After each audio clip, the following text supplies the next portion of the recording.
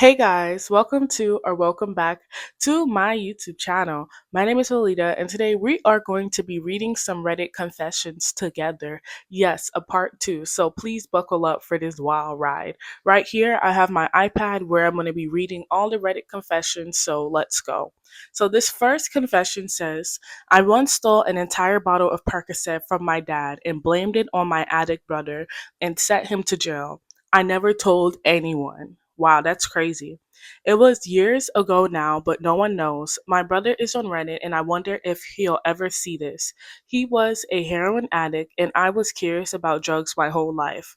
When I tried to buy some Percocet, I was blocked by the price, so I formulated a plan to steal my dad's by picking the lock into his small safe and stealing and selling a bunch of them for quick cash and get high on some of them. When my dad found out, he assumed someone had taken the key. My brother was already known as a thief, and no one knew about my curiosity about drugs. So I lied, and I said, of course, I had nothing to do with it. And my brother was not able to defend himself, got sent to jail for several months. I want to tell everyone, but I guess my brother already knows, and my dad would probably never look at me again the same way. Update. I've decided after 16 years to come clean.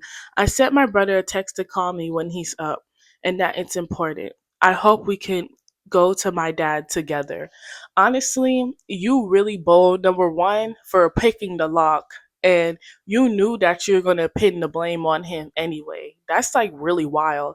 Like, you're not a good sister at all, okay? Like, wait, are you a girl or a boy? I'm not sure, but you're not that good of a sibling, okay? Honestly, like, I would never do that. And even if I did do that, like, I don't know, I just wouldn't. I would have caved into the price of the street Percocet instead of like ruining my own family. And I wouldn't even come clean about it because, like, now you already ruined the relationship with everybody, and now everybody's going to look at you like you're crazy and start blaming you for some of the stuff that your brother did throughout the years. I wouldn't have told anybody. I would have kept that to the grave, and I wouldn't. No, no, these people are just very interesting to me. Like, y'all better than me. I wouldn't have said nothing at all. Like, I just would have let the blame get pinned on him. Number one, I wouldn't even have done it, but y'all know what I mean. I would let the blame get pinned on him, but still, like, she literally started defending herself, saying like she probably was like, oh, he does steal stuff in the house, so no. This is just so horrible, but it's okay. On to the next one. Okay, so for the next confession, it says, I slipped medication into my mom's food without her knowing. Y'all bold as hell. Like, these are some bold ones. My mom is schizophrenic. Oh, wow. She has recently refused to take her medication, and life has been a living hell. I'm an only child, and I have no one to talk to about this. I can't speak to my friends as they usually mock me about my mom being mentally ill. When she recently stopped taking her medication, I have been mixing her, I don't know how to pronounce that, chlorpromazine? Y'all, I don't know what this thing is, into her food, and she has calmed down recently. I don't know how long I can keep this up for. I feel guilty for what I'm doing, but it's also making my life a bit easier as I'm the only one who takes care of her. Well, since you're the only one who takes care of her, think about it in a sense of where, like, you know how your dog needs to take medication, so you crush up the medication into their like, wet food so that they don't taste it. Think of it like that, because it would be different if you were drugging her to like harm her, which I thought in the beginning that would be no good. But if you're drugging her to help her and all it is doing is helping her and extending her life expectancy rate by longer, and you could keep her around for some years, maybe even be able to see her grandkids, that's all that really matters. Like, honestly, just don't take it to heart. Like, it happens. Like, shit happens. Drop those friends. Those friends are L's, because if something were to happen to them, you would take care of them, but they wouldn't take care of you, obviously. Like, ew. Who mocks people with mentally ill parents or a mentally ill parent? Like, that's so nasty. See, this is why I have no friends. Like, literally, like, I can't. I don't know how y'all keep these friends. No, no, we not doing that. All right, so time for the next confession. So this one says, I steal big lighters from all of my friends' houses when I visit. Are you serious? A pack of lighters are like what, like $3? Like, what are you talking about?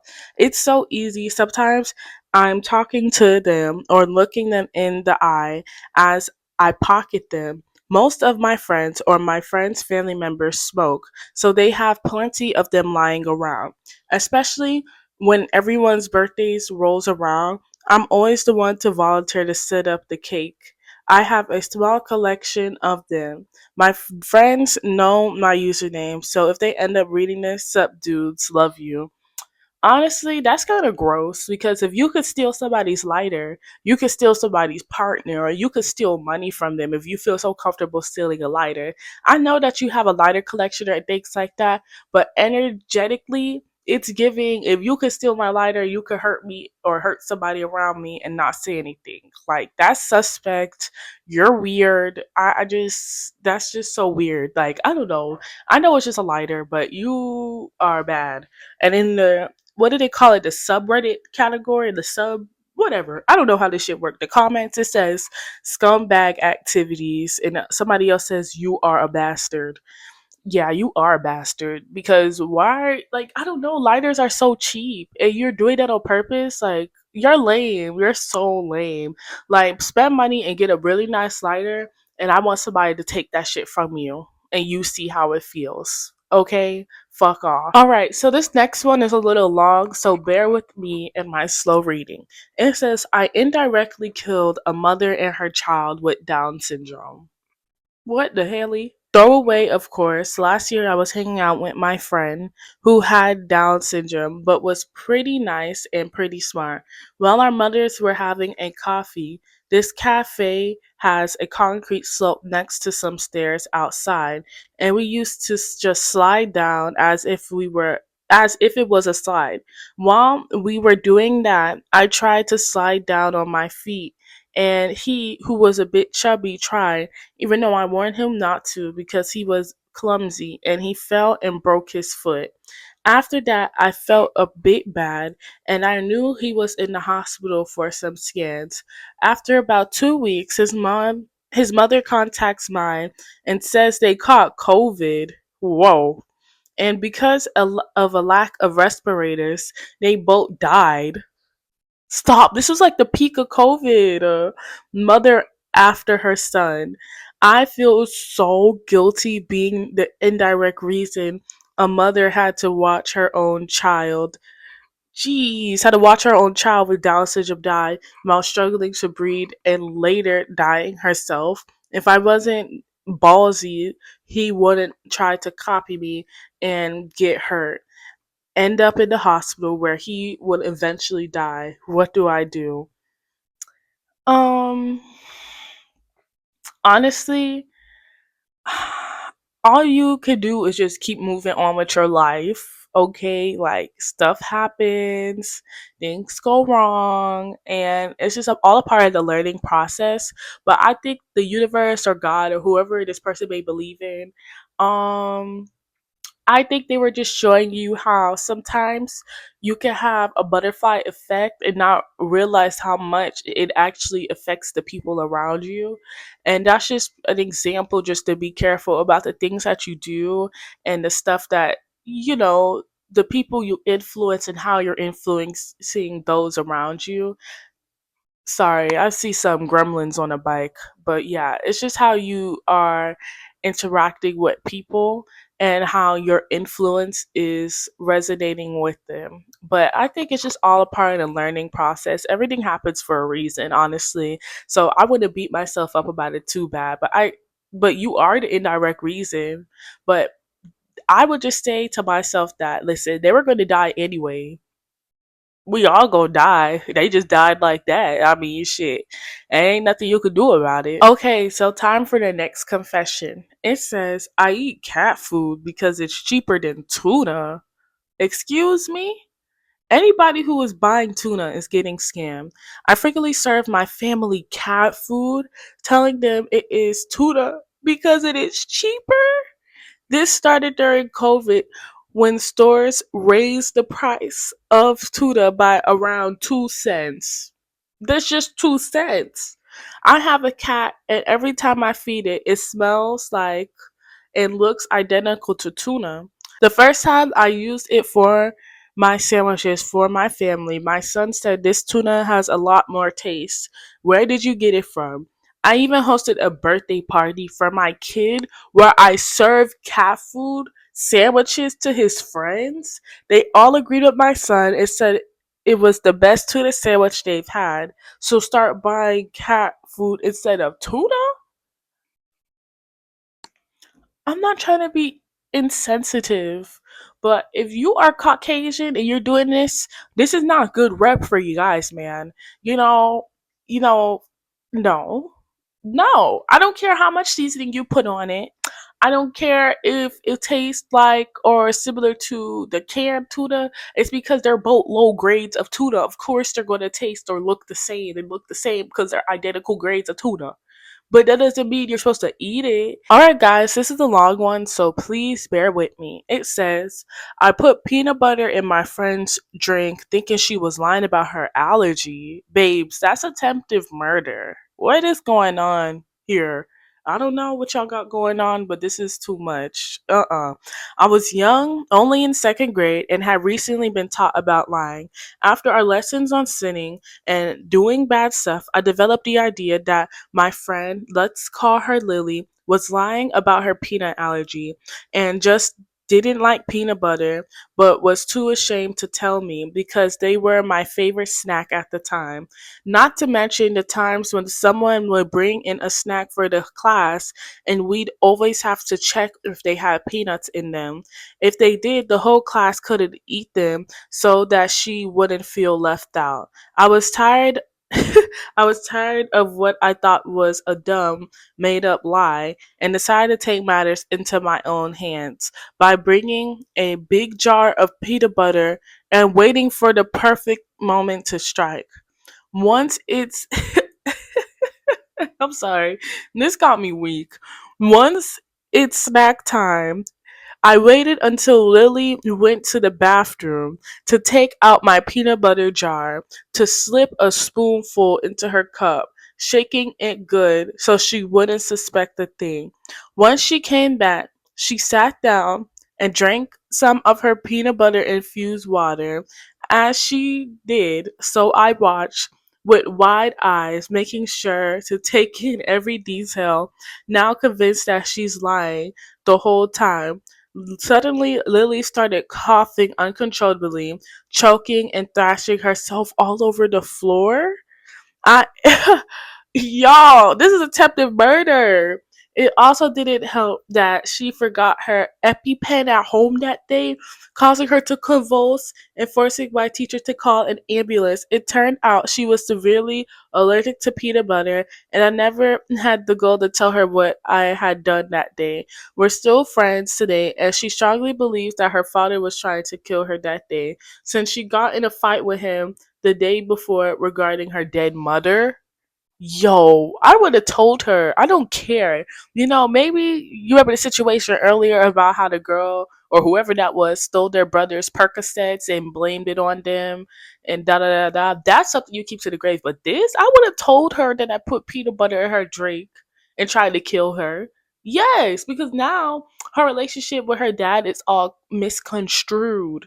That's actually sick, bro. That's so, so sick. Like, y'all have issues. I thought I was pretty crazy. And you know what? Yeah, I thought I was crazy, but y'all proving me wrong each and every day. Cause what the hell? Alright guys, so it is time for our last confession, which looks pretty interesting actually. And it says, I female am a 32-year-old virgin because of a porn addiction. Okay. Well, like the title says, I'm a 32-year-old virgin, 32, because of my addiction to porn. I was introduced way before I should have ever even known what it was, and over time, it has grown into a monster that has consumed my entire life. I battled against it for years, felt guilty about it every single day, and was eventually dangerously depressed because of it. One day, for reasons that I can't explain, I woke up and had a completely different outlook. I decided I wasn't going to hate myself for it anymore, and rather than fight against it, I was going to embrace it. That was about 5 years ago, and now I've came to terms with it. My reality is that I will forever be a virgin, single, and essentially committed to porn and masturbation for the rest of my life, and that's okay. No, that is not okay. I'm happy that this is the last one. Okay? I gotta put my leg up for this one. So first of all, if you're 32 years old and maybe you're a Christian, Catholic, or whatever, at that point, I would, instead of taking that energy to watch porn, I would go ahead and find a husband. And if you don't want a husband, if that's not the way you swing or whatever the case is, start forming genuine relationships with people or genuine sexual relationships with people. I don't really think it's that hard to find somebody to be intimate with. And that's the crazy and kind of scary part about this person, well, her situation, is that yeah, you could make sexual relationships with people, but what if she gets addicted to that too? So I think that it would be best for them to make real, genuine human connections, find someone who's romantically interested in them. And I feel like the main thing people don't realize about our reality is that you're the master of it. Okay, like I'm not gonna say you're not gonna have temptations and things like that, but if you're not going to cut off the hand that feeds that monster and you continue to do it even though you know it's wrong, like, then no. You need to get professional help, really. I can't even tell anybody about their dating life or things like that. Those type of people, they actually need professional help because what? Like, I don't even know. 32? Like, girl, you don't got no friends? Girl, like, you gotta find something to replace that addiction. Like, you shouldn't be doing that. Y'all got me itching. But anyways, thank you so much for watching.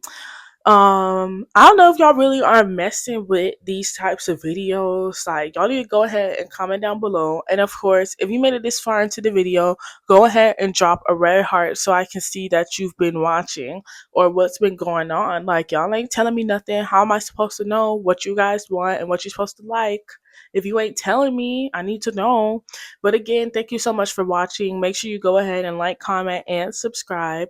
I upload a new video every Monday, Wednesday, and Friday. But on Wednesdays, I make ASMR Wednesday videos. So if you're interested in ASMR, go ahead and watch that.